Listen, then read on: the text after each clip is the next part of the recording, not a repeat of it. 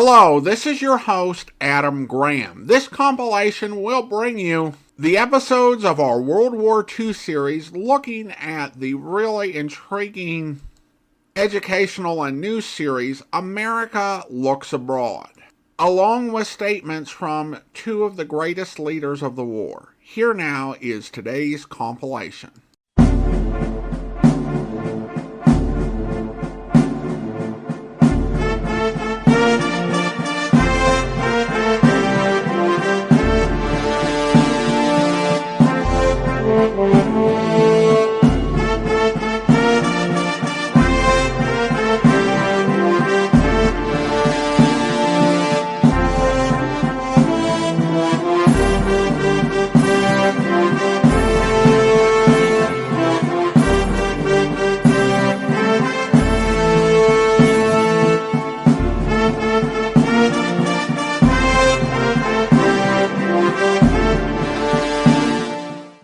Welcome to the war. This is your host, Adam Graham.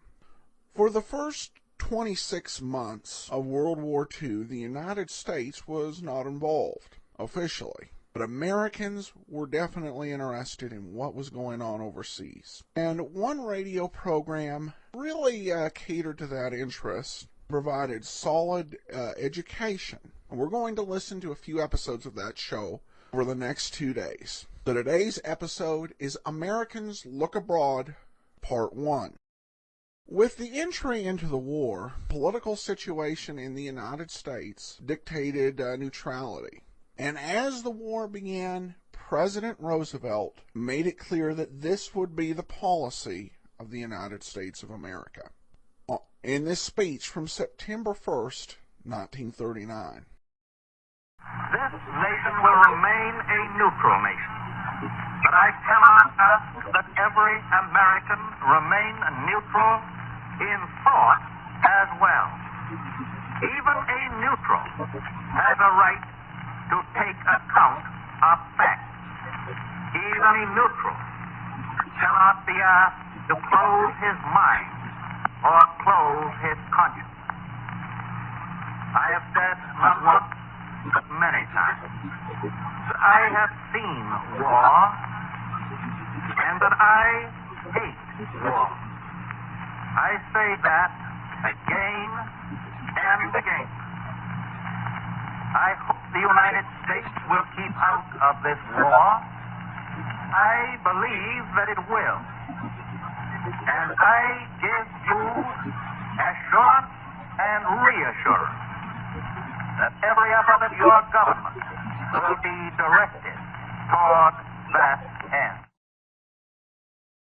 President Roosevelt clearly less enthusiastic about neutrality than Herbert Hoover was. President Roosevelt would do everything he could to help the Allies within the limits of the political situation. War is not an issue that you try and drag a nation into when people are not with you. For its part, England, in these early years of the war, was determined to do whatever it took to achieve victory.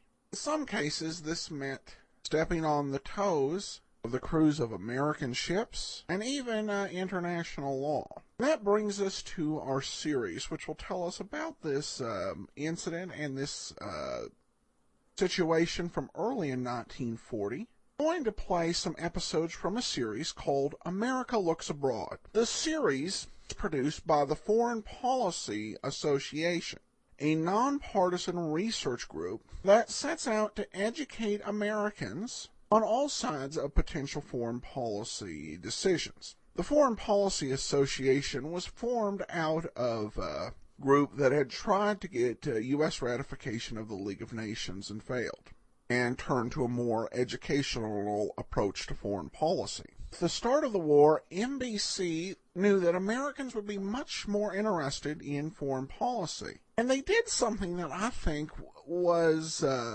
very different and something that I would wish that media organizations might do today. They started a program about foreign policy and had it produced by an educational foreign policy think tank. And in each episode, they would have a single officer or staff member from that think tank give the American people a 15-minute in-depth briefing. No sound bites, no talking down to the audience, no playing to the least common denominator, just a very informative program. And this first episode we'll play for you is from January the 28th of 1940. And it deals with this question: can America defend its neutrality? Let's take a listen.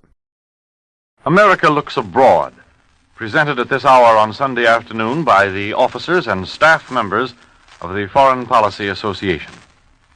This nonpartisan organization, which is open to all who are interested in American foreign policy, offers accurate information on current world events. Can America defend its neutral rights? Is the question which will be discussed today by Mr. David H. Popper, Research Associate of the Foreign Policy Association. Mr. Popper. Good afternoon.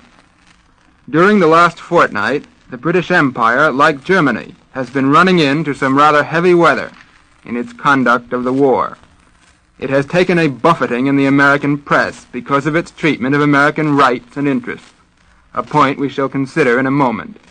It is faced with a bitter political campaign in Canada. It has antagonized the Japanese by seizing Germans aboard Japanese vessels, just a few miles off the coast of Japan. Its bid for support from the European neutrals, made by Winston Churchill on January 20th, has backfired sharply. These events are by no means crucial, but they are significant. Our own difficulties with the Allies are to us much more important. We have kept the cables warm with a series of diplomatic protests to London over the violation of our neutral rights. The American notes deal with 4 distinct subjects. First, we have sent a communication on the Allied blockade of German exports, which was put into effect on December 4th. International law permits a nation at war to cut off shipments bound for an enemy country, if these are contraband, that is, if they are of use in war. It does not, however, permit a nation to cut off the exports of its enemy to a neutral country. We therefore have good legal grounds for questioning the British in this instance. Still, it is very doubtful that we will push our protest on this point to extremes. For in the last war, the Allies successfully carried out a similar economic blockade of Germany. We protested, but only for the record. And violations of international law, although they may be illegal at the time, soon tend to become precedents, which others feel free to follow. The second point on which we are making representations to the British is the practice of forcing American vessels to call at Allied ports in order to make sure that no contraband arrives in Germany. As our State Department has pointed out, the Allied contraband control bases are, many of them, situated within the combat area proclaimed by the President under the Neutrality Act. Under our law, this area is barred to American ships and American citizens, so that the Allies are actually forcing American vessels to violate our laws when our ships are diverted for examination into Allied ports. In our second communication on this question, published only last Monday, we vigorously demanded that the forceful diversion of American ships into Mediterranean ports should cease. We were particularly put out because the evidence showed that our ships were detained 3 times as long as Italian vessels in this area. Here again, the textbook rules of international law are on our side. They allow countries at war to stop our merchant ships on the high seas and examine ships' papers there. But these ships may not be forced into port for further search unless there is clear evidence that they are carrying contraband. But once more, World War practice by the British and the French now forms a precedent for their conduct today. So our prospects are not very bright for getting much satisfaction on either the blockade of German exports or interference with American shipping on the high seas. The British may, however, agree to search our ships in Canadian ports outside the combat zone. A third incident on the diplomatic battleground, the exchange of notes on the Pan-American neutrality zone, falls in a different category. This time the Allies have the law on their side. As you remember, on October 3rd last, the foreign ministers of the 21 American republics met at Panama City and adopted the Declaration of Panama, stating the inherent right of the Americas to see that the waters around the American continents were not disturbed by the hostile acts of any belligerents. What we were trying to do, in other words, was to keep the war out of a broad band of ocean extending 300 miles or more off the American coast, from the Canadian-American border southward. This was a novel doctrine, because international law has always provided that outside the customary 3-mile limit, the seas are a free highway, open to all, for all the legitimate purposes of peace or war. Both belligerents in the European war soon made it plain that they were not going to honor this so-called inherent right of the American republics. The Graf Spee affair indicated more clearly than any words could have done that to make the Declaration of Panama effective, we must either enforce it with our Navy or somehow induce the belligerents to accept it voluntarily. Both Britain and France have sent us notes laying down the terms on which they might possibly agree not to commit hostile acts within the safety belt. But those terms are so sweeping that they obviously are not going to be fulfilled in the near future. The British note, for example, said that British warships could not be expected to stay out of American waters unless German naval vessels and supply ships were prevented from using the area as a sanctuary where they could take refuge from Allied attack. They even proposed that German shipping plying up and down the American coast must be halted, and that all German shipping in American harbors must be laid up for the duration of the war. What this means is that the British government will not suspend its warlike activities in the Pan-American Safety Zone, or anywhere else, until the German flag has disappeared from the waters concerned.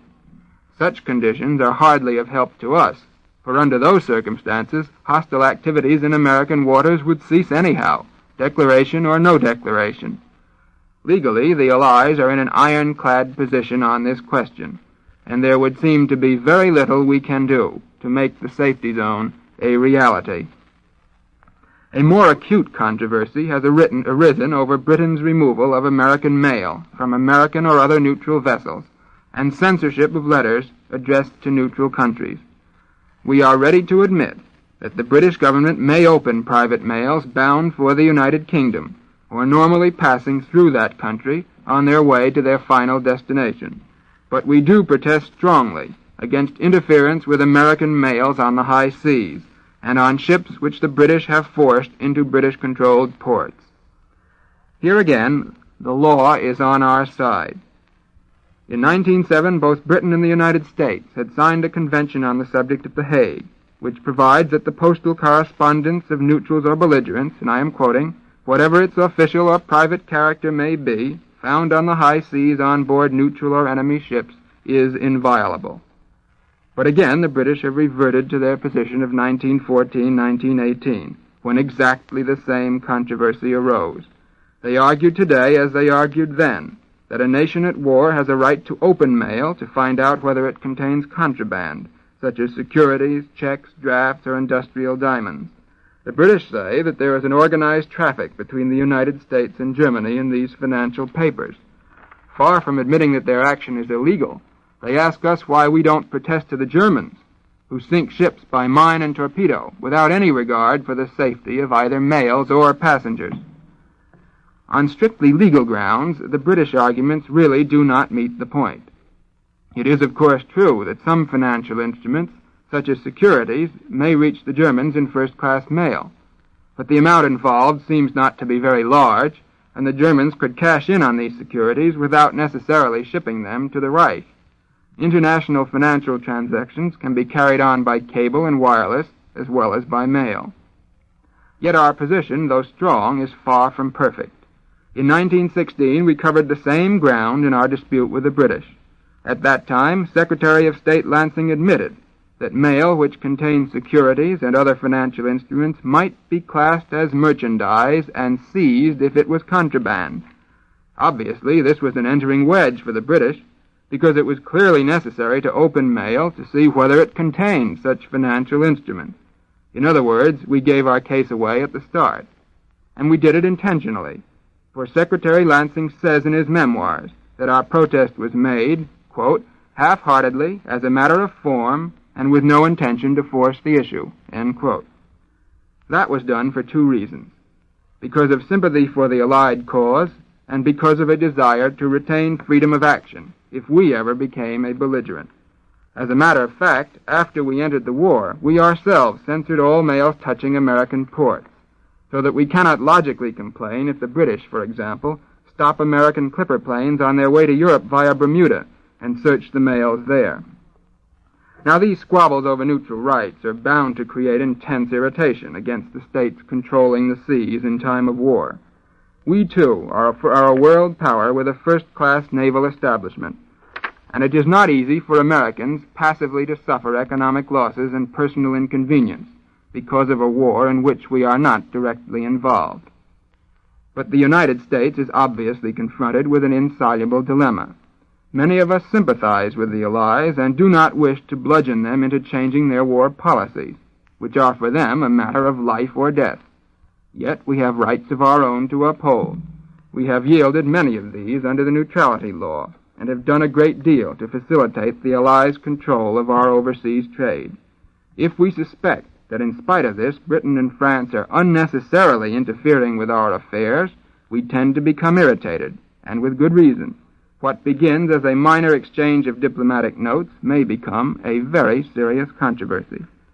This was exactly the situation into which we drifted in 1916. After 2 years of protest to both sides in the war, popular indignation against both the Allies and Germany rose toward the boiling point. In September 1916, we passed legislation which permitted the President to prohibit the importation of products from Britain and France into this country if they did not cease interfering unjustly with our exports and our mails. We also authorized the President to prevent vessels which discriminated against American goods or shippers from leaving American ports. We never used these retaliatory powers because our anger over the Allied moves was swallowed up in our vastly greater indignation over the German submarine campaign. But today, ironically enough, our neutrality law, by preventing American ships and citizens from entering the combat area in Western Europe, has saved us so far from difficulties of this type with the Germans. What shall we do this time if more and more Americans protest to the State Department against the Allied war policies? Now, it would not be fair to say that this has yet become an alarming problem. Protection of American neutral rights is only one small portion of our broad foreign policy, which strives to protect many other interests as well. There are those who believe that these interests can best be defended by a policy of strict aloofness from the warring portions of the world. They believe that since we have given up so many of our rights in the Neutrality Act, we ought not logically to fight for any others. We should realize, in other words, that this is a totalitarian war, to be waged by any and all means at the disposal of the belligerents, and we should not resist their measures. Others view the European struggle in a different light. They are convinced of the justice of the French and British cause, and would therefore like to see this country fall in with all measures which would aid the Allies against Germany, even at a considerable cost to ourselves. Eventually, one of these views may well prevail. But meanwhile, Americans are going to clamor for protection of their rights abroad, and especially in an election year, the administration is going to defend these rights on paper. In view of the fundamental sympathies of the American public and the Washington administration, however, we are not likely to do more than protest for the time being. But in the long run, it would perhaps be wisest for the Allies to convince this country that they are doing what they can to minimize the inconvenience and the loss to us. Then, with goodwill on both sides, it might be possible to reach agreement on specific questions. We recognize the need for war measures, but we should like to feel that they are no more stringent than necessary. You have been listening to Mr. David H. Popper, Research Associate of the Foreign Policy Association, speaking in the America Looks Abroad series. In the world of today, foreign affairs are your affairs. So if you are interested in knowing the facts behind the headlines, send for a free copy of the weekly bulletin written by the people you hear on this program and carrying an article by Mr. Popper. Address your letter or postcard to the Foreign Policy Association, number 8 West 40th Street, New York City. And tune into this station next Sunday at 3:15 to hear another speaker in the series America Looks Abroad. This is the National Broadcasting Company, RCA Building, Radio City, New York.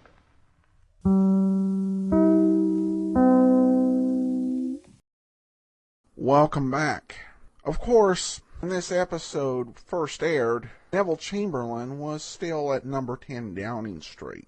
His government was pushed out in May of 1940 after repeated missteps and stumbling, with MP Leo Arney, quoting Oliver Cromwell's word, "You have sat too long for any good you are doing. Depart, I say. Let us have done with you. In the name of God, go." He was, of course, replaced by Winston Churchill. And on that same day, the Battle of France began. And one of the most devastating blows to the Allies that left 360,000 dead or wounded, as well as nearly 2 million prisoners captured by the Axis. This next episode of America Looks Abroad comes just 6 days before the final end of the Battle of France. But even at this point, the outcome in that battle was definitely in favor of the Nazis. So here is America Looks Abroad from June the 16th of 1940. This is the 31st broadcast in the America Looks Abroad series, presented by the officers and staff members of the Foreign Policy Association.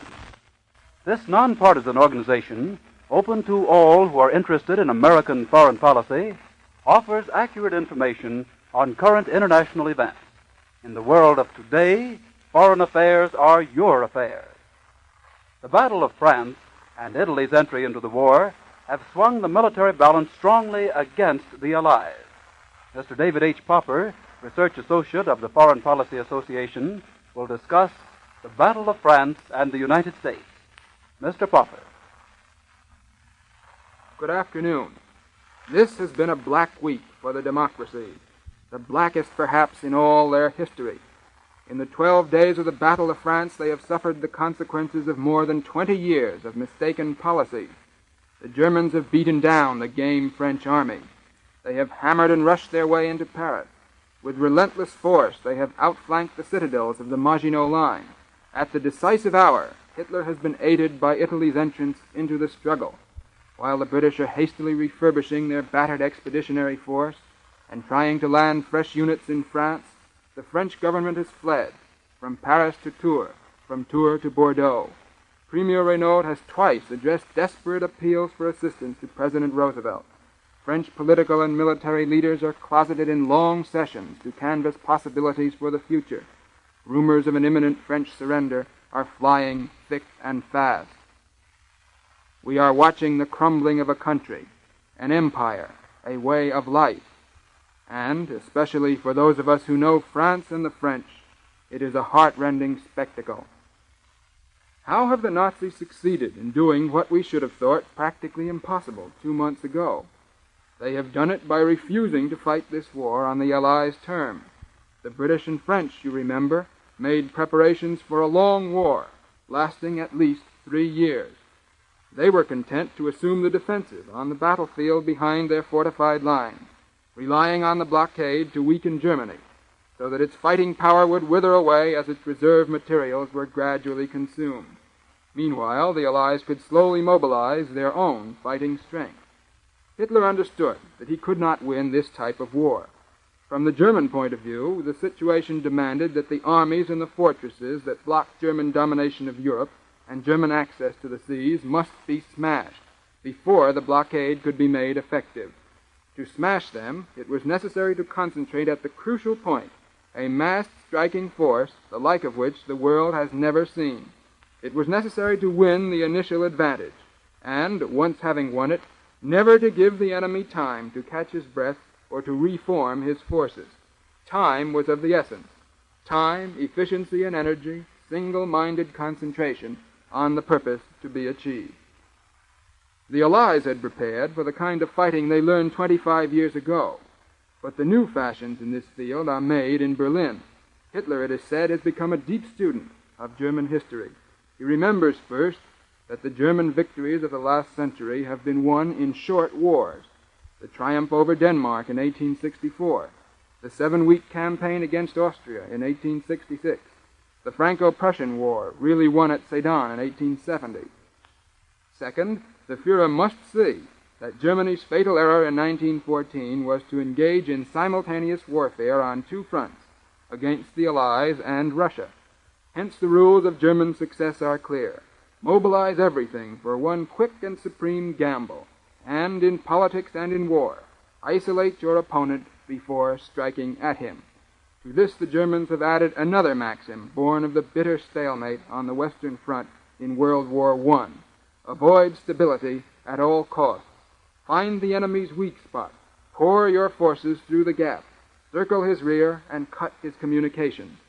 The perfect coordination of air and mechanized forces has made this strategy work, and the Allies do not seem to have been able to develop methods to stop it. Note the superb technical success of the Nazi operations in the West. The Norwegian campaign, started just over 2 months ago, secured Germany's northern flank and gave the Reich a vantage point from which to break the blockade and harass the British coast. The second step, from May 10th to 14th, was the carefully planned conquest of the Netherlands, completed before any Allied countermeasures could be fully organized. The third phase, following immediately thereafter, was the mysterious penetration of the supposedly impassable Ardennes forest in southeast Belgium by German mechanized forces, and their equally mysterious breakthrough against the inadequate French troops at Sedan on the Meuse. Someday we shall learn just how this happened, for it is the key to all that has followed. The on-rushing Germans cut the Allied forces in two, crushed the Belgians, forced the British to abandon their materiel and retreat across the Channel, and then turned against the remainder of the French armies, largely bereft of British aid, and strove to shatter their resistance. If this last blow can be carried through, Britain, the arch-enemy, will confront the Reich weakened and alone. What will follow this cataclysmic tragedy rests in the realm of conjecture.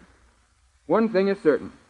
With the vital centers of the great British and French empires in jeopardy, the outlying territories are no longer sources of strength, but, because they require dispersed forces to defend, sources of weakness. That is crystal clear to Mussolini. The Duce wants to wrest control of Gibraltar and Suez, those strong points of empire, from Allied hands in order to give Italy unrestricted access to the open sea, and thus make possible the expansion of an Italian African empire. Like Germany on the continent, Italy enjoys the great advantage of a central position, of interior lines, in the new struggle for the Mediterranean. The fascists can strike outward from the center. The Allies have had to spread their forces at numerous points along the 3,000-mile route from Gibraltar to Aden at the southern end of the Red Sea. Normally, British and French naval and air forces would be able to converge with crushing effect on Italian cities and bases. But today, a high proportion of Anglo-French strength must have been called home, and what remains in the Mediterranean is cut off from reinforcements and new supplies. The world knows that Mussolini has the resources for only a short war.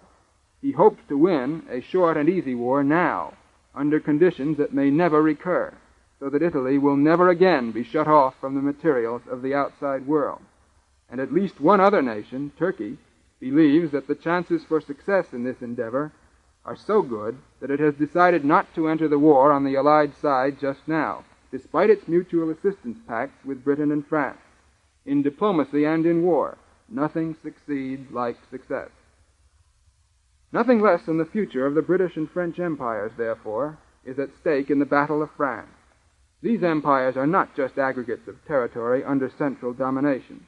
Each embodies, in its own way, principles of government and principles of individual life which seem foredoomed to vanish in Europe if the fascist drive is successful. And if democratic ideals and democratic freedom are driven from Europe, they are endangered here. Not that we need fear an immediate invasion from across the Atlantic. Assuming that could be done at all, It would take long preparation and superhuman effort. But several straws in the wind show just where the danger lies. Note the Uruguayan discovery of the activities of its German minority. Note also the President of Brazil's speech last Tuesday with its frankly fascist tone, and the haste of our Congress to pass a resolution putting this country on record against transfer of European colonies in this hemisphere to other non-American states. And finally, the concern over so-called fifth column activity in this country. The plain fact is that millions of Americans feel that a Nazi victory in Europe would destroy the stability of American life.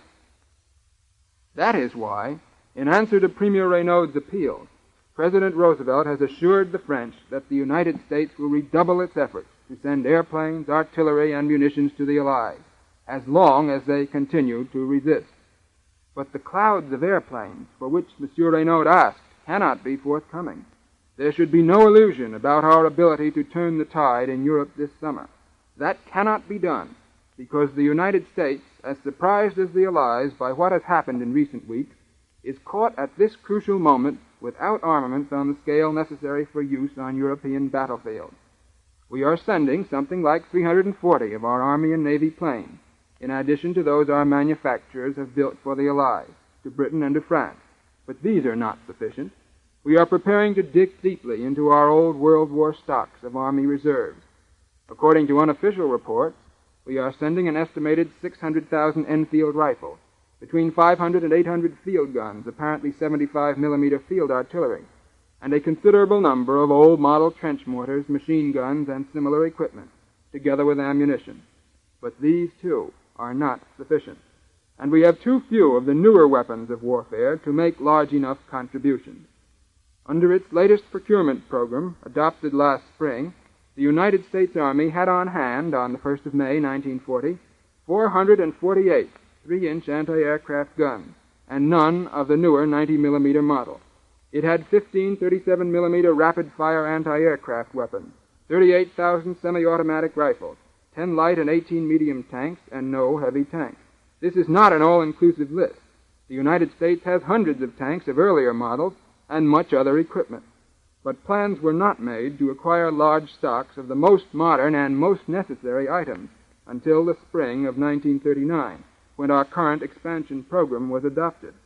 That program is not scheduled for completion until the middle of 1941. Perhaps American military production can be speeded up, but everyone familiar with the complicated processes of arms manufacture knows that it takes many months to get results under the very best of circumstances. So we are almost powerless to meet the immediate needs of the Allies. American military commitments or a declaration of war, which, as President Roosevelt said, can only be made by Congress, might have a moral effect on the situation, but scarcely a material effect. This crisis is measured in hours, our assistance in months.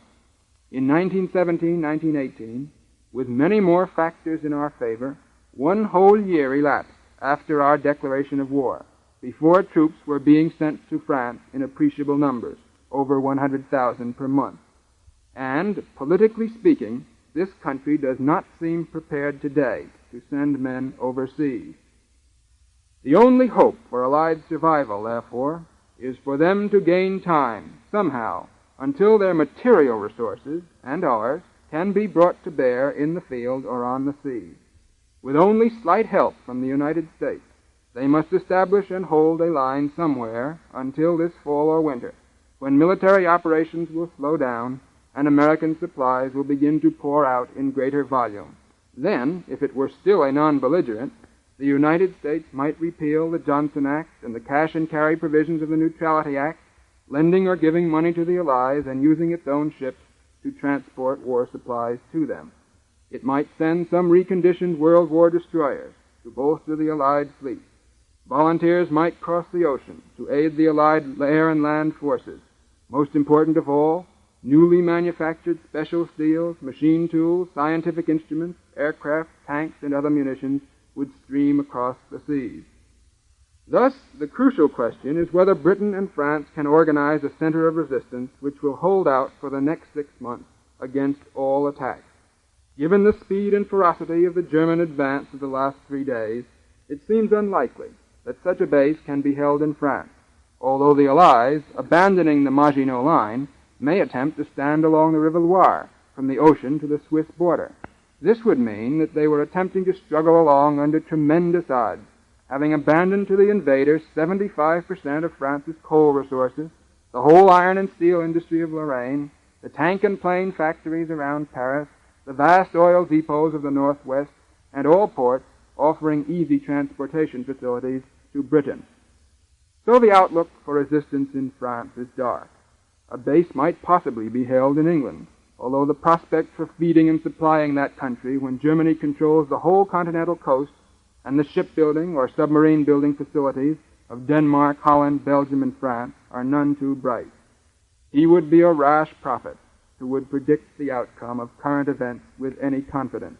We may be sure of only one thing, that out of the chaos of this battle, a new world is emerging, in which this generation will have to live. It will profoundly affect the lives and fortunes of us all. Mr. David H. Popper, Research Associate of the Foreign Policy Association, was today's speaker in the America Looks Abroad series. If you would like a free copy of this talk, send your request to the Foreign Policy Association, 8 West 40th Street, New York City. We invite you to tune in next Sunday to hear another speaker in the America Looks Abroad series. This is the National Broadcasting Company, RCA Building, Radio City, New York.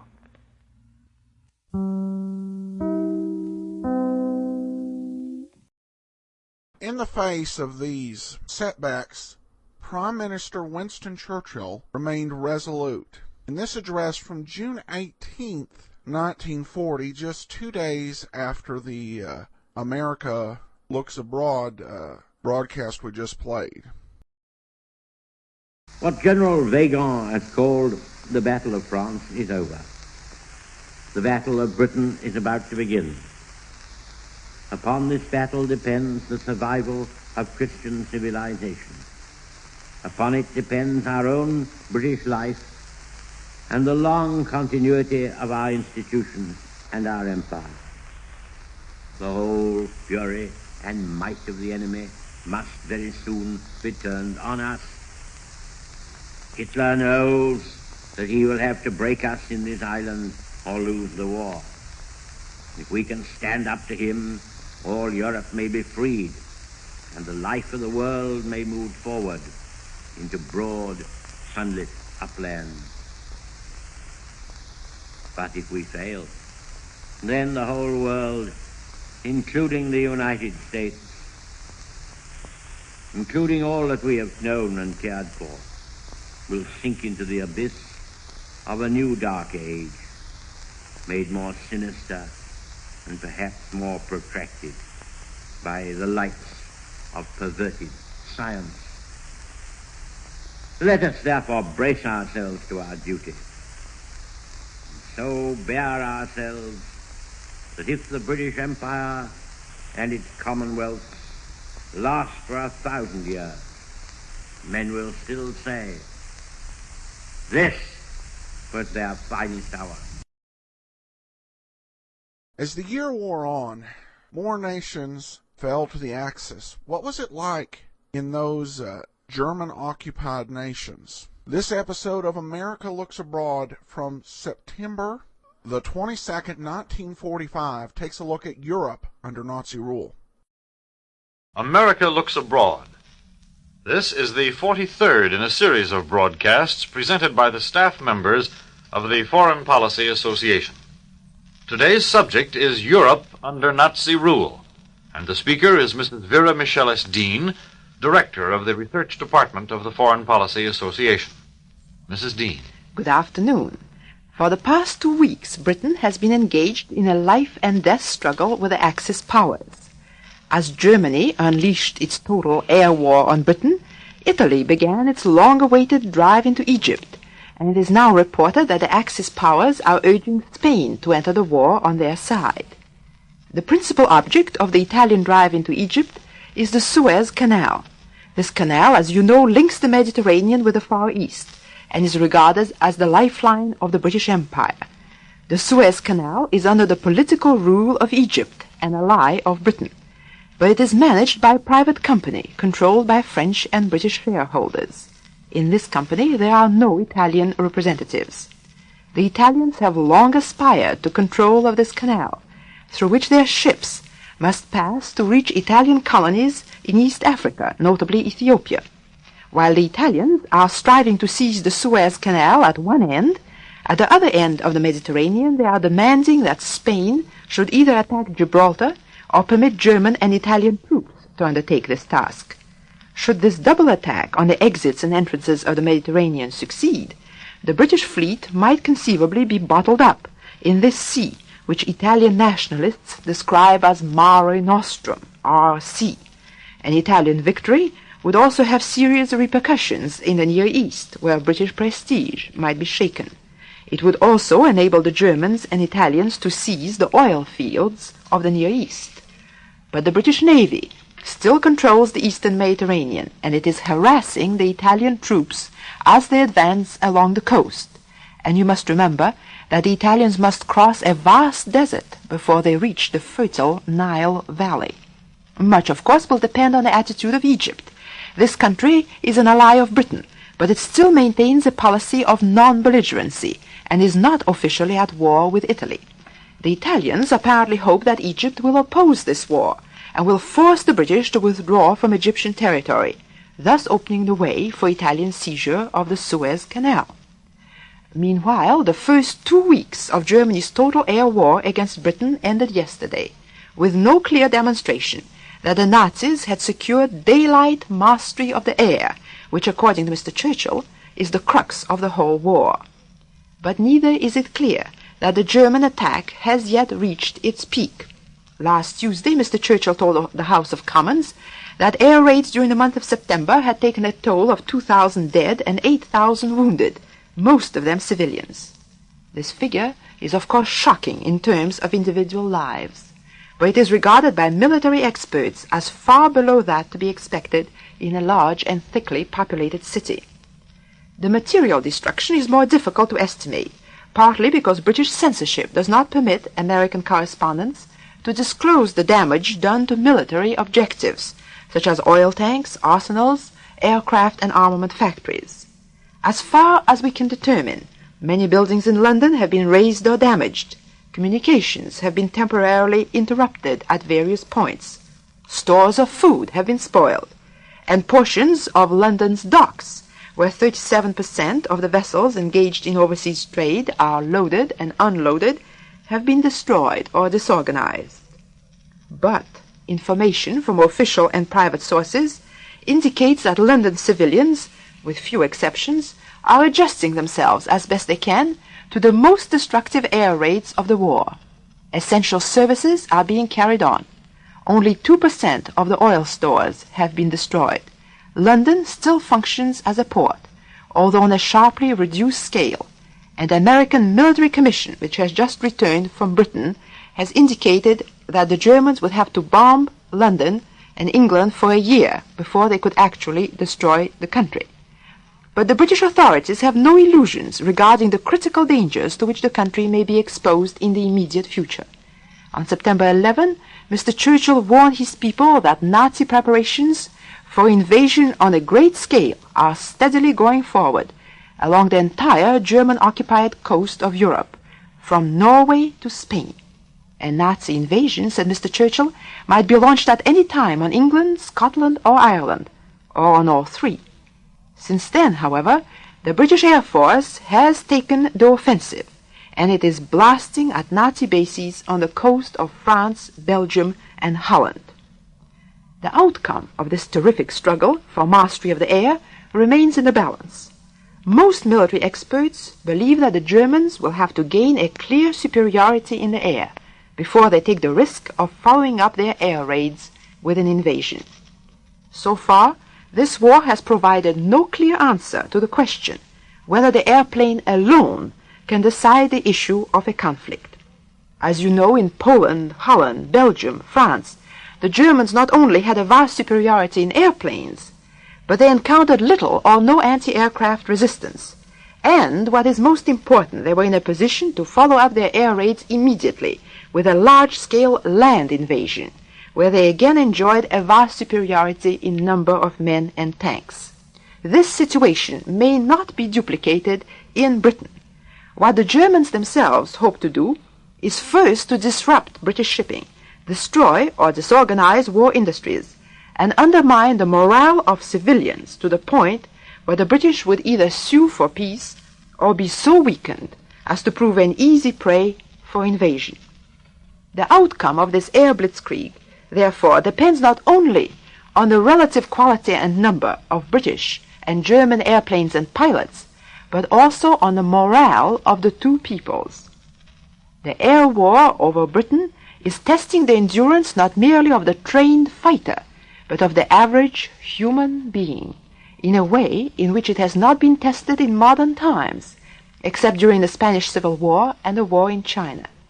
In both these cases, the endurance of determined human beings proved equal to the strain imposed by brutal and vastly superior force, not because the Spanish loyalists and the Chinese necessarily hoped for victory, but because they had reached the conclusion that death was preferable to subjection.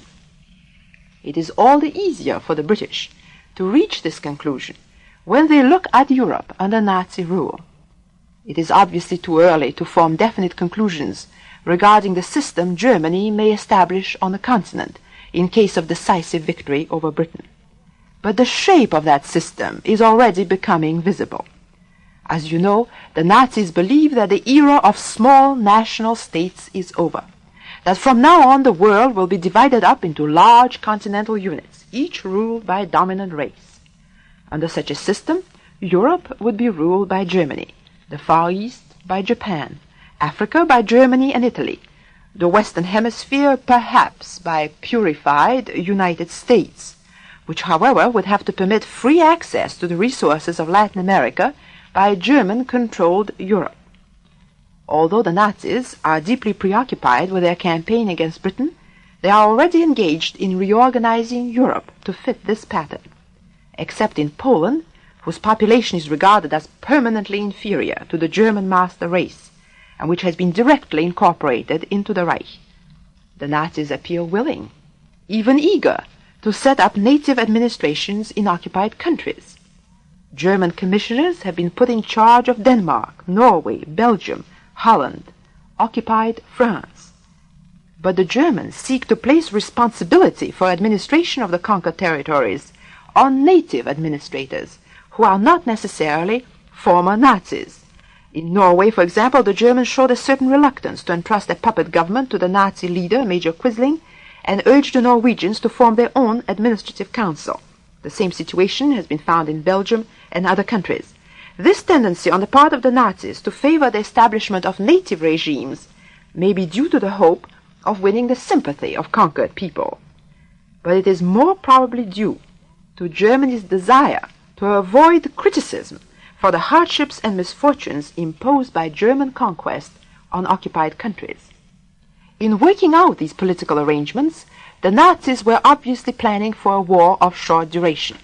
As the war drags on, it may seem increasingly necessary, from their point of view, to impose ever stricter controls on native administrators, for fear that the population of occupied territories, encouraged by Britain's resistance, may resort to some form of passive disobedience. Whatever may be Hitler's ultimate plans for the political reorganization of Europe, it is already clear that many of the practices familiar in Germany have been introduced in occupied territories, at least for the duration of the war, either directly by the Nazis or by native administrators under Nazi pressure. Among such measures are secret police, concentration camps for persons regarded as hostile to the new order, censorship of the press and mails, restrictions on the use of radio and telephone, the spread of anti-Semitism, and abolition of secret societies, notably Freemasonry. In the economic sphere, the Nazis have taken far-reaching measures to achieve both short-term and long-term objectives. Their short-term objective is to supplement Germany's reserves of foodstuffs, raw materials, and consumers' goods by requisition or purchase of all available products in occupied territories and their export into the Reich. The goods requisitioned or purchased are paid for either in native currency, whose value in terms of German marks is arbitrarily fixed by the Nazi authorities at a low rate, or through various drafts, which must be honored by the central banks of the occupied countries. In either case, the German government and German citizens purchase food and other goods in occupied territories at very low prices, which in effect are actually paid by the conquered countries themselves. The long-range objective of the Nazis is to de-industrialize all conquered countries and force them to expand their agriculture, thus reducing them to a colonial status. Under this scheme, Germany, perhaps Italy, would act as the industrial centers of Europe, drawing foodstuffs and raw materials from the occupied territories, which would then be forced to purchase German and Italian manufactured goods at prices set by the Axis powers. Measures looking toward this fundamental economic reorganization of Europe have already been taken, notably in Eastern Europe and the Balkans, which the Germans even before 1914 regarded as the natural sphere of influence of the Reich. In this region, the Germans are systematically reducing industrial production. So far as the more industrialized countries of Western Europe are concerned, it is already evident that the Germans intend either to close or curtail industries which in the past have relied on imported raw materials, and to transfer their workers to the Reich, and also to encourage or force them to develop their agriculture. The significant point about this development is that by closing down or curtailing the industries of occupied countries, the Nazis are reducing the capacity of these countries for eventual rearmament and armed revolt against Nazi rule. The growing realization of what Nazi rule may mean for non-German peoples in case of German victory has profoundly altered the attitude of many Europeans toward the war. When Germany was rapidly conquering one country after another last spring, it seemed to many people that a total German victory over Britain was inevitable, and that it was imperative to come to terms with the new Nazi order.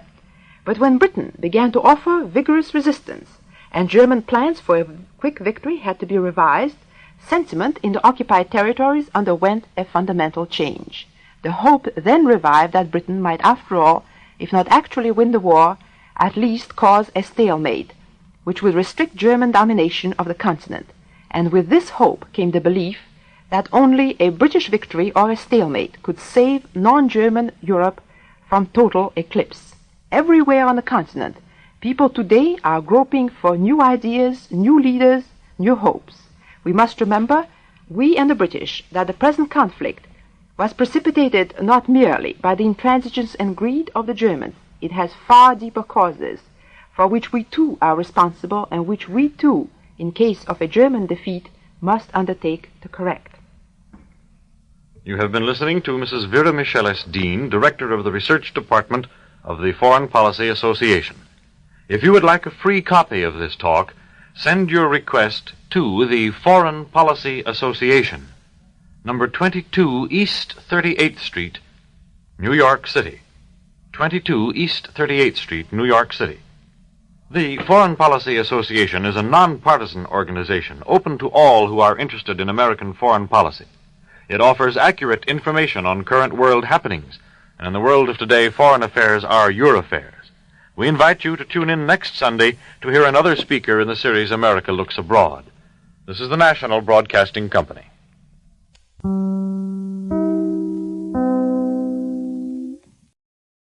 Welcome back. Well, while many of these nations would actually experience a similar subjugation under the hands of the communists during the Cold War, welcome back. Quite a fate and quite a miserable situation for the people of these nations. The Nazis would have years of committing atrocities. And of course, after the war, many would fall behind the Iron Curtain and meet a whole new set of dictators, the road to freedom being a long one. Well, that will do it for today. We will return tomorrow with the last three specials of America Looks Abroad. Well, today's episode of The War is going to be a little bit different. I'm not going to have a ton of commentary. America Looks Abroad did 3 great episodes summarizing the situation on the ground in Germany, in England, and also looking at prospects for what the future might hold in 1941. And really, as a snapshot of the way things stood at the end of 1940, it's quite self-explanatory. So we're going to go ahead and play those 3 episodes without any commentary interruptions. So here now are the 3 episodes from December 15th, December 22nd, and December 29th of 1940. America Looks Abroad. This is the 55th in a series of broadcasts presented by the staff members of the Foreign Policy Association, a nonpartisan organization which offers accurate information on world affairs. Today's subject is Inside Germany. The speaker is Mr. John C. de Wilde, Foreign Policy Association expert who follows international events in Germany. Mr. de Wilde. Last Tuesday, on the eve of another winter of warfare and privation, the German Führer gave a pep talk. With his characteristic flair for drama, Hitler chose as a setting the shiny steel guns of a great munitions plant. And he addressed his remarks, above all, to the millions of workers who are laboring long hours in the armament factories throughout Greater Germany. 3 things stood out in his speech. The first was the great emphasis laid on the Nazi thesis that the war is essentially a struggle between rich and poor, with Germany espousing the cause of the expropriated against the capitalistic democracies. Hitler depicted himself as the representative of the have-nots, the champion of the laboring masses in a titanic fight to break the power of gold and capitalism. 85 million Germans, he said, have 600,000 square miles at their disposal, while 46 million English have 40 million square kilometers. To the eradication of this alleged uneven distribution of living space he pledged himself. Secondly, there was the confident reaffirmation of his belief in a final German victory. In strident tones he cried out, "There will be no defeat in Germany, either military or economic, on the grounds of time. In our lexicon, there's no such word as capitulation." Finally, there were the hopes held out for the future. When this war is over, Hitler promised, the great work of creation is to begin in Germany. My ambition is to make the German people rich and the German land beautiful. We can imagine that at this point, the Führer's voice became less harsh and more persuasive.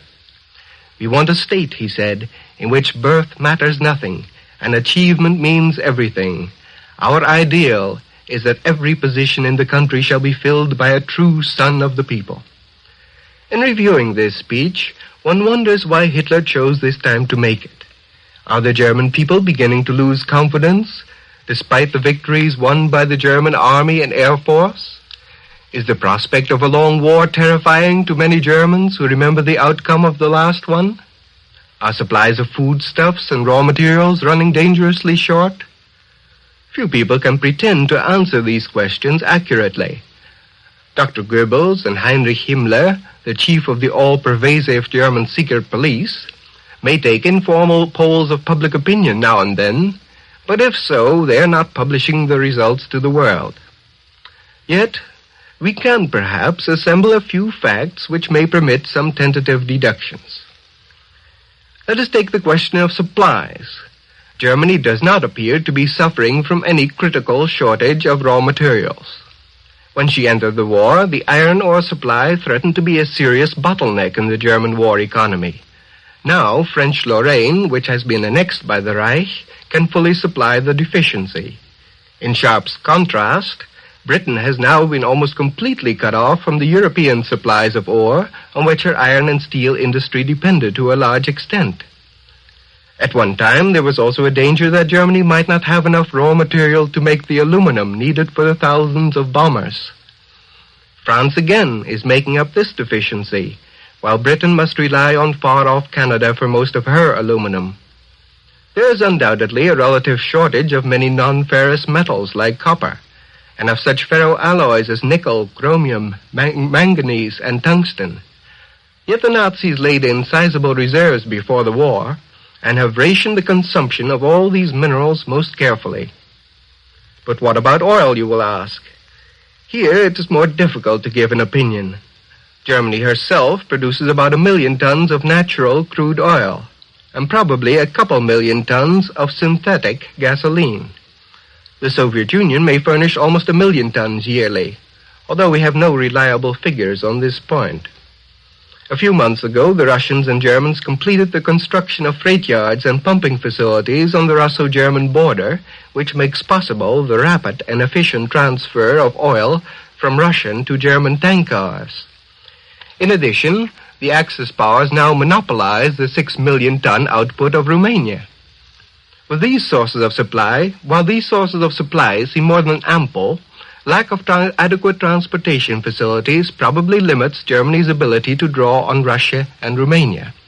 Moreover, we don't know to what extent German refineries and synthetic gasoline plants have been affected by British air attacks. British bombers have repeatedly concentrated on these targets and must have done some damage. But it would probably be safe to conclude that Germany still has enough oil to carry on the air warfare against Britain. Not much is needed for this purpose. The conquered territories have certainly made substantial contributions, some temporary, some more or less permanent, to Germany's industrial resources. A German economic weekly, which has recently come into my hands, frankly admits that Germany's conduct in these countries is guided only by the iron rule that everything is justified which ensures a final victory. This publication takes great pride in the efficiency with which the economic section of the Army staff follows up every conquest. A diligent search is made for stocks of raw materials and finished goods, and wherever they are found, a sign requisitioned by the German High Command immediately goes up. There is also an immediate inventory of all industrial facilities to uncover anything that might be useful in overcoming any bottlenecks in Germany. In some cases, machinery is simply dismounted and transported to the Reich. Thus, in the Paris area, as this German periodical proudly admits, some 2,000 machines were carted away.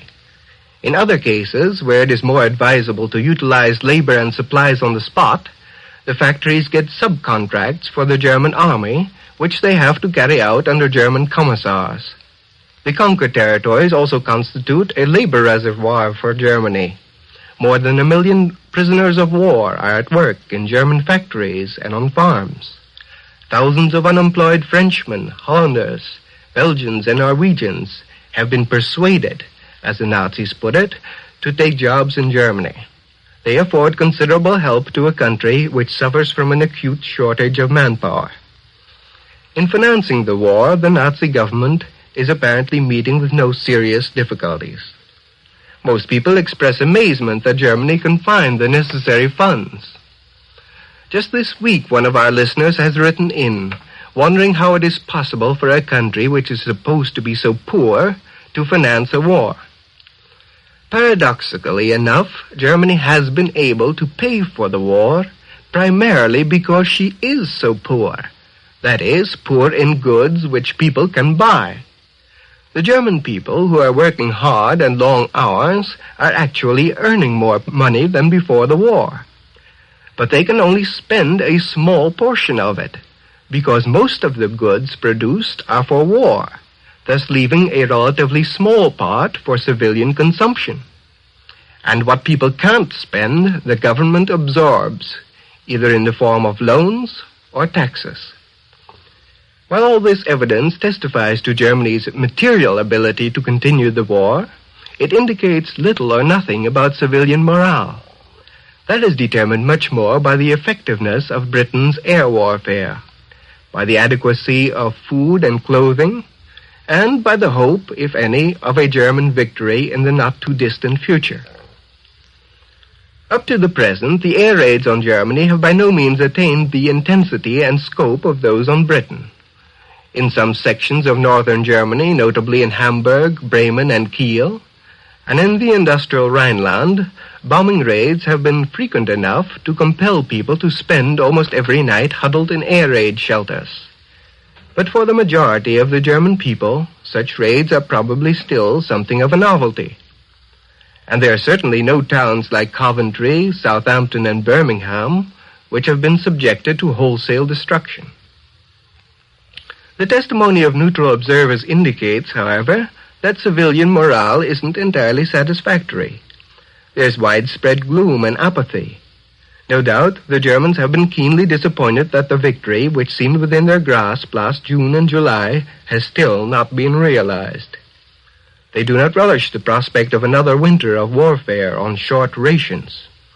True, the clothing allowance this year is slightly better than last, in part because the wardrobe of many Germans undoubtedly needs to be replaced, and in part because some Soviet cotton has become available, and stocks of other textile raw materials have been seized in the conquered countries.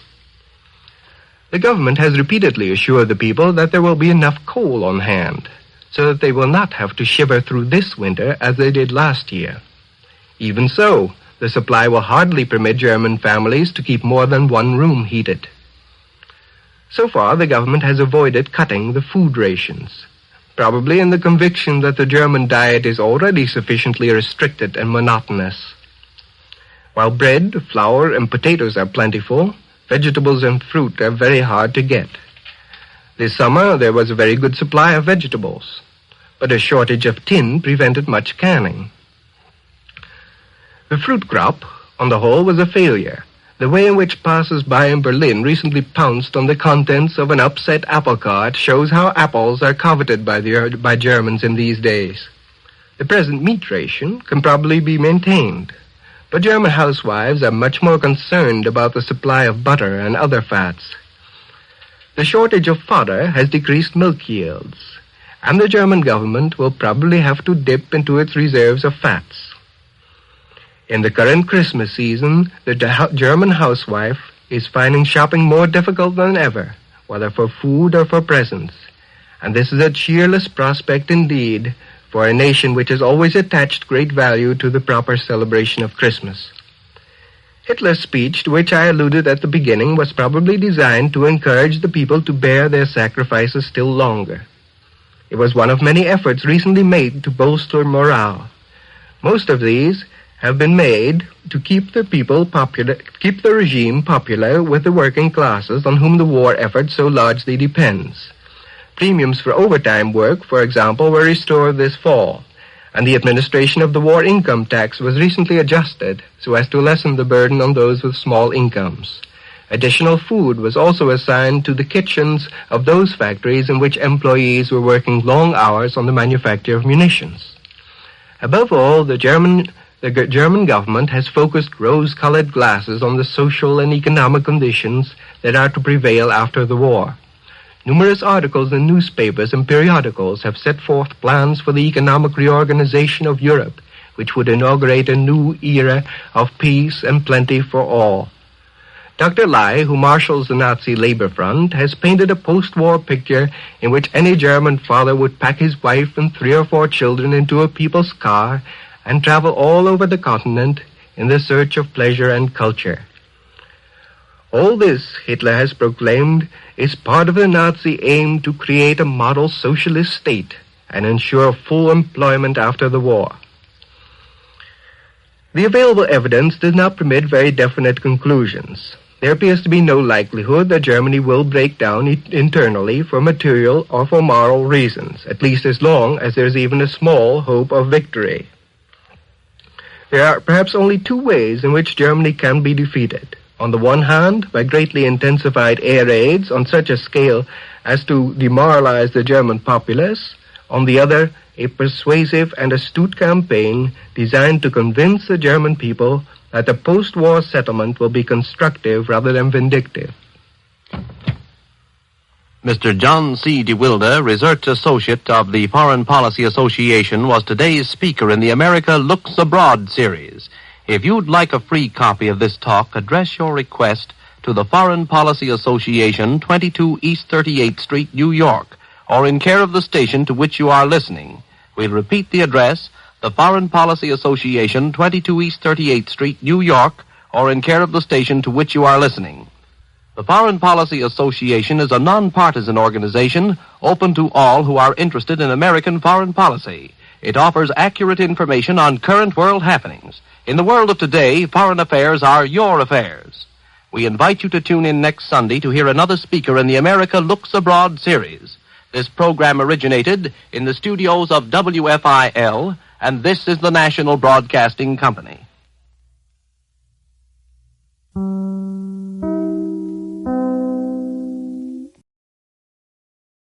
America Looks Abroad. This is the 56th in a series of broadcasts presented by the staff members of the Foreign Policy Association, a nonpartisan organization which offers accurate information on world affairs. Today's subject is Inside England. The speaker is Mr. James Frederick Green, Foreign Policy Association expert who follows international events in Great Britain. Mr. Green. Good afternoon. Yesterday, an official spokesman of the German Foreign Office condemned the foreign policy of the United States as one of pinpricks, injury, challenge, and moral aggression. And he warned that the recent appeal to the British Minister of Shipping, who asked us to seize the many foreign ships lying idle in our harbors, was inciting America to commit a warlike act. Whatever this very strong statement means with regard to German-American relations, it throws light on Great Britain's position in the war. Germany realizes that Britain can survive only if she has ships to bring food and raw materials to the British Isles, and that only America can provide those ships and war materials to help Britain survive. The British realize this somber fact, too, and only 3 days ago Winston Churchill warned them that it would be a disaster to suppose that the supreme danger is past. Therefore, the next 3 or 4 months may well be the decisive ones of the war, and may place Britain in a precarious situation unless American aid, about which Germany has protested, is forthcoming. On the credit side of Britain's ledger are the unexpected events in the Mediterranean, where British sea, land, and air forces have scored heavily in North Africa and Albania. For the first time since the war began, somebody has put a large question mark on the claims of the Axis powers to be invincible. Also on the credit side of the ledger, Britain is far better prepared to resist invasion than it was last summer. But the threat of invasion has not disappeared with the coming of the winter weather. In his speech last Thursday, Mr. Churchill said, "The watchword must be unceasing vigilance." So much for the favorable aspects of Britain's position, and there can be no doubt that in many ways Britain has made extraordinary progress since the fall of France last June. But on the debit side of the ledger, certain unfavorable factors loom very large. They have to do with airplanes, ships, and industrial production, and the effect of these 3 items on civilian morale. The airplane problem can be stated very simply. Britain had enough fighter planes, pilots, and anti-aircraft guns last September to stop mass bombing attacks by daylight, and thus to save London from disaster. Britain therefore fulfilled the first task of aerial defense, but it has not yet been able to solve the second problem, the night bomber. Nor have the British been able to launch a really large-scale air offensive against the Axis powers. The RAF has undoubtedly done severe damage to Germany and Italy. But Germany, now that it controls most of Europe, is far less vulnerable to air attack than the compact little British target across the Channel. Not until Britain gains superiority over Germany in planes and plane production, especially bombers, can it hope for victory. According to some estimates, Britain's airplane production reached a record peak last August, probably more than 2,000 planes monthly, but then fell off to an average of about 1,700 planes from September through November. Even with imports of American planes added in, this total is still probably well below German production at the present time. Now, the problem of shipping is equally important for Britain. Over 4 million tons of shipping, British, Allied, and neutral, have been sunk so far, and the rate of losses has been increasing in the past few months. In the last 2 weeks for which we have figures, the 2 weeks ending December 8th, over 180,000 tons of world shipping has been sunk. If Germany could keep up that rate through 1941, It would sink over 4.5 million tons of shipping. Britain can't possibly build ships fast enough to meet its own losses, and many of the other important shipbuilding countries are now under German control. That's why the British welcomed the 50 destroyers we traded them last September, and why they are now buying up every ship they can find in this country, and are planning to build 60 new freighters here. Without imports, Britain cannot feed either its citizens or its machines. Already serious shortages of foodstuffs are developing in Britain, although large surpluses exist in North America and elsewhere, simply because Britain must conserve its shipping for transport of raw materials to its factories, and perhaps of supplies to its troops in the Mediterranean. The third factor, industrial production, is also of vital significance in Britain's military plans, and of course it depends to a large extent upon the airplane and shipping factors I've just mentioned. All the really interesting figures regarding industrial production are among the most carefully guarded secrets of the various belligerent countries. We can only guess at the damage done to the British economy by Germany's airplanes and submarines. Until the end of September, the Germans seemed to concentrate their bombing attacks pretty largely upon London, and they unquestionably damaged the many industries and communications in and around that enormous city. It was only in October and November that the German bombers went systematically after the great heavy industries in the Midlands, at Coventry, Birmingham, and Sheffield. About the only official clue we have as to the results appeared in a recent speech by Mr. Arthur Greenwood, a member of the War Cabinet. Mr. Greenwood stated flatly that all of these air raids had not weakened the essential framework of British industry, but he admitted that they had slowed up what he called the expanding progress of recent months. And Mr. Greenwood went on to say something much more significant, that it would take another 2 years before Britain could reach the peak of its armament production, and even then, only with the help of the United States. This brings us to the question of civilian morale. What Mr. de Wilde said on this program last Sunday about the German people applies just as forcefully to the British people, that a nation can fight on, even for years, so long as it believes in its own cause and has confidence in an ultimate victory. The British people have certainly exhibited both that belief and that confidence in the last 6 months. Only a few weeks ago, the British Parliament voted against any consideration of peace by 341 to 4.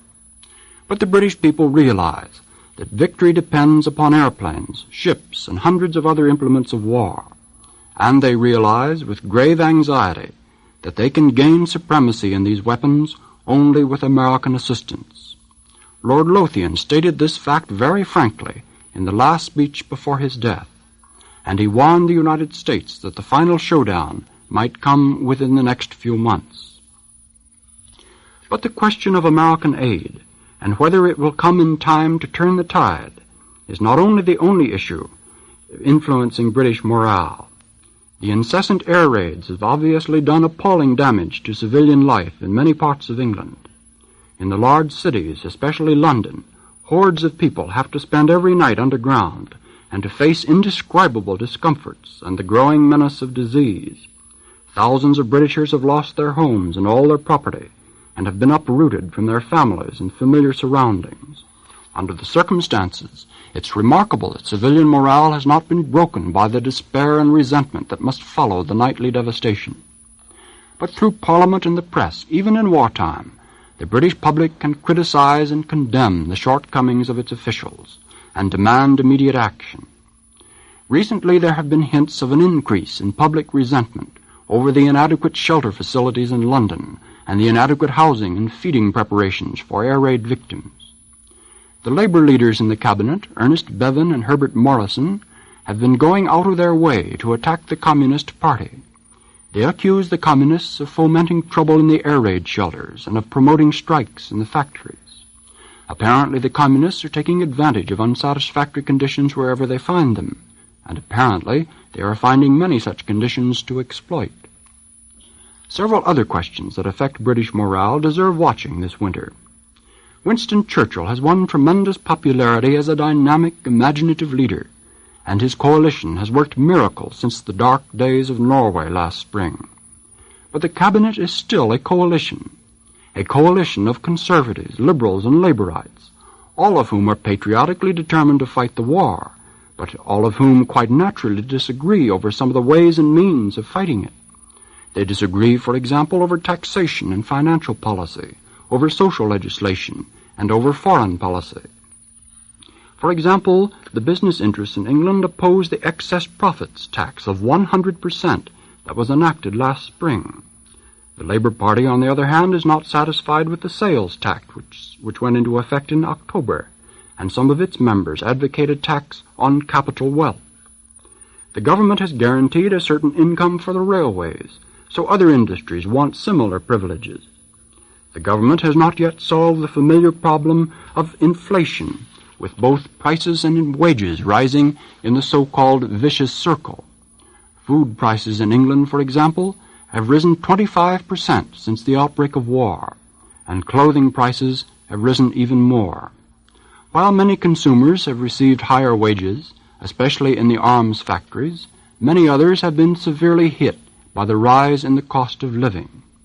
Moreover, many liberals and labor leaders argue that this war, like the last one, should be used to promote social legislation, and they are seeking to reform England's school system to help the poorer classes.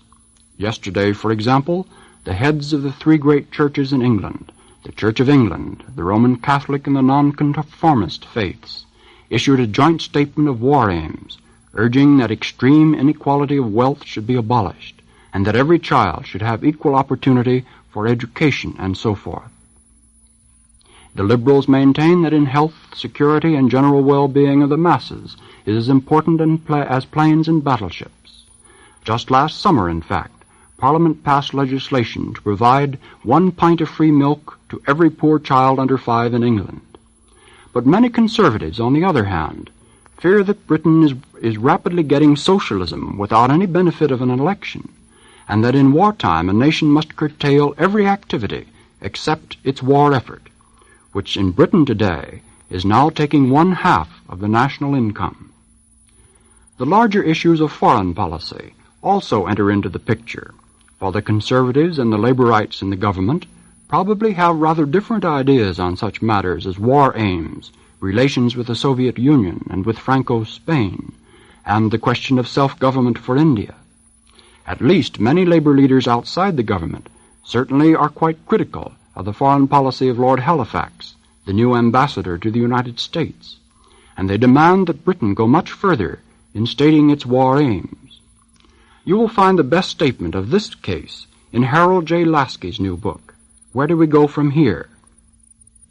The British Labour Party has officially advocated a federation of Europe, and its most powerful leader in the government, Mr. Ernest Bevin, is strongly in favor of its program for pooling all colonies under an international administration.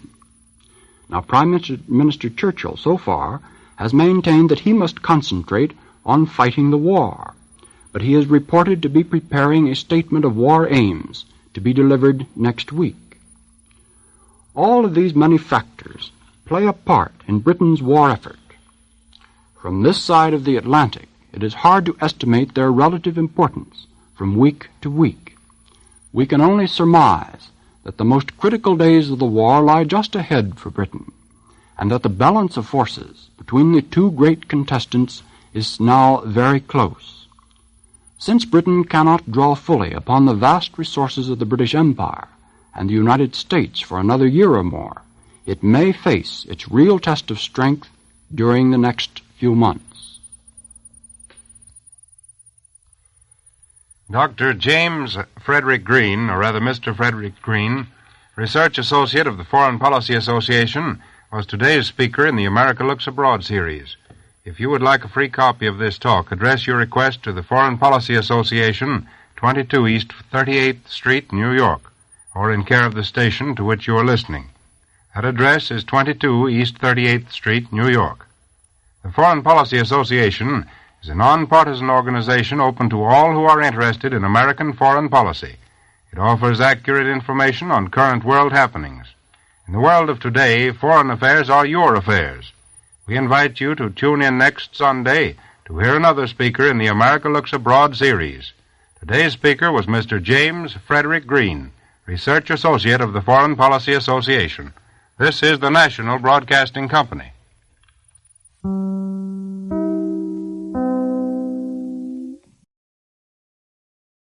America Looks Abroad. This is the 57th in a series of broadcasts presented by the staff members of the Foreign Policy Association, a nonpartisan organization which offers accurate information on world affairs. Today's subject is War and Peace Prospects for 1941. The speaker is Mrs. Vera Michaelis Dean, Director of the Research Department of the Foreign Policy Association. Mrs. Dean. Thank you. Here in the United States, where we seem far from the battlefields of Europe and Asia, the holiday season is darkened by anxiety about the coming year. How much darker are these days for the peoples of Europe, who in a short span of 1 year have lived through one of the most far-reaching upheavals known to history. Britain, locked in a grim struggle with Germany, is striving to prevent invasion from air and sea. At the same time, Britain is making every effort to maintain communications with overseas countries on which it depends in increasing measure for supplies of airplanes and armaments. Germany controls virtually the entire European continent. But as long as Britain resists, Europe remains isolated, cut off from overseas countries by the British blockade. Germany must therefore seek to deliver a mortal blow at the British Isles within the next few weeks or months, before American aid to Britain has assumed substantial proportions. Italy, after suffering serious reverses in Albania and Africa, finds itself increasingly dependent on Germany. The Nazis may now stage a drive into the Balkans, both to relieve pressure on Italy and to divert British attention from the major theater of war in the West. Such a drive, in turn, may bring Germany into conflict with Russia, which until now has been hostile to both Britain and Germany, but is alarmed by the eastward expansion of the Nazis. Meanwhile, most Americans still hope that the United States can stay out of the wars that are ravaging other continents. Our people, however, are divided as to the best method of avoiding involvement in war. Some believe that our best insurance against war is to give Britain all the aid at our command, so that the British can defeat Germany without military intervention on our part. Others fear that additional aid to Britain will precipitate an open clash between the United States and Germany. They fear that even should Britain win, the British would make a peace like that of Versailles, starting again the vicious circle of wars in Europe. They argue that war would destroy democratic institutions in this country, as well as Britain. Some of them consequently urge a negotiated peace between Britain and Germany before it is too late. In the midst of so much confusion and uncertainty, no one dare be so bold as to predict the outcome of the profound upheavals which are transforming the face of the world. One thing is clear. Whatever may be our views on the international situation, whether we are pacifists or isolationists or what are known as interventionists, we show by the very heat of our discussions that we are not indifferent to Europe's fate. Why is that? Why have we failed to achieve the kind of mental and emotional detachment that would make it possible for us to adopt a policy of isolation? Because we realize that for better or worse, the United States is part of that Western civilization that is being challenged by Nazism. Even if we should feel no concern for Europe's political and economic future, we are concerned with what is happening there in that deeper sense, so well expressed by John Donne when he said many years ago, "Any man's death diminishes me, because I'm involved in mankind, and therefore never send to know for whom the bell tolls, it tolls for thee." That is why it is so important for us to understand Europe's experience. Some Americans believe that there is no need to worry about the outcome of the war in Europe because this country is not in danger of military invasion. It is true that the United States is in no danger of immediate military invasion by Germany, even if Britain should be defeated tomorrow. But it would be a perilous illusion to believe that because this country is not threatened with invasion, it is therefore secure against the effects of the European conflict. As France and other continental countries discovered, disintegration from within can be far more dangerous than attack from without. Germany's so-called secret weapon is not a military weapon. It is the weapon of propaganda, which divides a country from within, corrodes public opinion, sets parties and groups against each other, and finally achieves that internal breakdown of authority, which paves the way for actual military occupation. This weapon of propaganda has been rightly described as secret because no country appears to be aware of it until it has been conquered by Germany. For what is the secret of Hitler's striking victories on the European continent? Some people believe his victories were due to Germany's extraordinary military machine. And it is true that Germany has an extraordinary military machine backed by an extraordinary economic machine. Others believe that Hitler's victories were due to the activities of fifth columns. And it is true that fifth columns aided the Nazis from within in every invaded country. But why has Britain succeeded so far, where France and others failed? Of course, the English Channel remains a strong defense against German invasion, even though its value has been diminished by the development of air and submarine warfare. But the secret of British resistance is neither superior armaments nor superior methods of dealing with fifth columns. The secret of British resistance is civilian courage. It is a courage springing from the belief of ordinary men and women, untrained for war and hating war, that their community, their institutions, their way of life are worth defending, and a voluntary determination of these men and women to make whatever sacrifice may prove necessary in terms of lives and material comforts and possessions.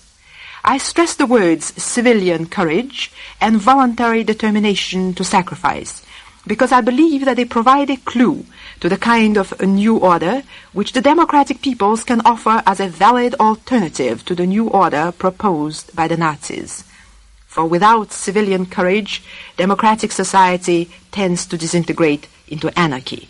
Out of the bitter experience of the past year, we are learning that democratic rights and freedoms are not automatically perpetuated. They must constantly be defended against encroachments by various groups and special interests. We are learning that democracy need not be synonymous with political agnosticism. On the contrary, democracy can thrive only if it is a living faith, which, while tolerating other political faith, is ready to defend itself by force, if necessary. But while democracy cannot exist without civilian courage, neither can it exist without a spirit of sacrifice on the part of all groups of the population. As long as the peoples of Western countries fear to sacrifice lives and material possessions to defend themselves, the Nazis were bound to succeed, for the Nazis shrank from no sacrifices.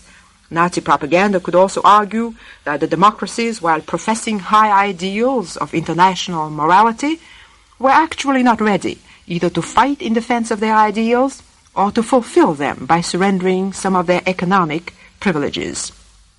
Again, out of the bitter experience of the past year, we are beginning to realize that peace, like freedom, cannot be automatically perpetuated.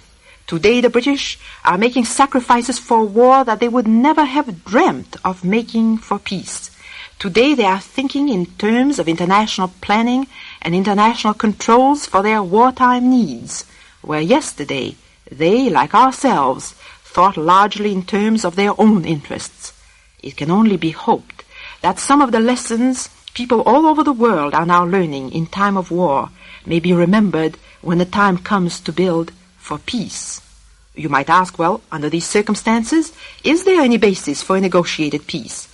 Is it not possible to shorten the war, to spare lives and economic resources, to prevent extension of the conflict, before Britain and Germany have destroyed each other?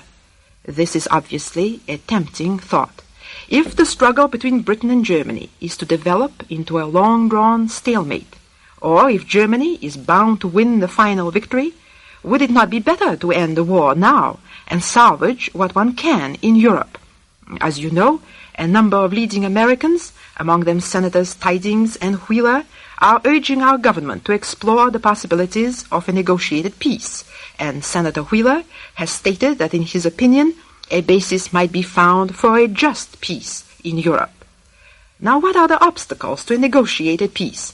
The first and most important is that the British do not trust Hitler. They feel that a peace negotiated with Hitler would be another and far more disastrous Munich, an uneasy truce which would give Germany leisure to prepare for a final blow against what is left of the Western world. You must also remember that in case such a truce were signed today, it would be practically impossible for the British to resume the conflict should Germany attack them again. Another important obstacle to negotiated settlement from the British point of view is that a peace negotiated today between Britain and Germany would be equivalent to a German victory. For at a peace conference held today, Germany, with its army and most of its industry intact, would insist on retaining its hegemony of Europe. It would demand a substantial share of Africa. It would insist on surrender of at least part of the British fleet. It would insist on free access by a German-controlled Europe to the foodstuffs and raw materials of Latin America. It would demand surrender of the French fleet and French colonies. The most the British could expect would be to keep the British Isles and to retain nominal control of those parts of the empire that lie outside Africa.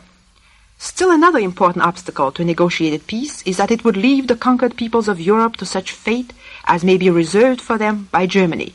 The British believe that to abandon these people now would not only be a repudiation of their pledge to liberate the peoples of Europe, but would not provide a basis for the just peace contemplated by men like Senator Wheeler.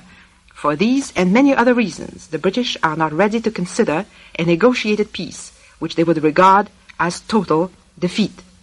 Nor must we indulge in the belief that a negotiated peace would affect Britain alone. For if such a peace confirms German hegemony in Europe and a large part of Africa, the position of the United States is bound to be affected by this change in the balance of power. Germany already controls the principal shipbuilding facilities of Europe. It would then have direct access to the Atlantic, where, no longer confronted by the British fleet, it could challenge our sea power, while Japan challenges us in the Pacific. The United States might be in no immediate danger of invasion, but it would be confronted with the most formidable industrial competitor it has ever faced, and would be caught in a pincer-like movement between the combined threats of Germany and Japan. Under such circumstances, the United States would have no choice but to accept Axis-imposed isolation. And you must remember that isolation would not necessarily protect us against German penetration in the Western Hemisphere. What is the alternative to a negotiated peace of this character? The alternative, as the British see it, is complete and total defeat of Hitler, and the substitution in Germany of a regime possibly controlled by the army, which would be in a position to negotiate a peace Britain could trust. But you may ask, can the British achieve a complete and total defeat of Hitler? The answer, so far as can be determined, is that the British cannot achieve a decisive victory over Hitler unless they receive a much larger measure of aid from the United States.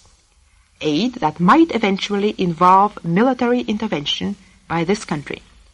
Now, in the opinion of some Americans, involvement of this country in war is far more dangerous than the most disastrous negotiated peace. And we must, in all honesty to ourselves and to Europe, realize that it will not be enough for the British, with our aid, to win the war. We would also have to help the British win the peace. Are we prepared to undertake the heavy responsibility not only of giving further aid to Britain, even at the risk of war with Germany, but also, when war is over, of collaborating with Britain in the construction of a new order? In considering this question, we must realize that the United States is a great power, and power cannot be divorced from responsibility. Even if all we do is urge Britain to accept a negotiated peace, would be undertaking a grave responsibility, and to that extent would be intervening again in the European conflict. No course that lies before us is free from risk. This we must remember as we await the President's speech tonight and the decision of Congress in the new year. Mrs. Vera Michaelis Dean, Director of the Research Department of the Foreign Policy Association, was today's speaker in the America Looks Abroad series. If you would like a free copy of this talk, address your request to the Foreign Policy Association, 22 East 38th Street, New York, or in care of the station to which you are listening. The Foreign Policy Association is a nonpartisan organization open to all who are interested in American foreign policy. It offers accurate information on current world happenings. In the world of today, foreign affairs are your affairs. We invite you to tune in next Sunday to hear another speaker in the America Looks Abroad series. This is the National Broadcasting Company.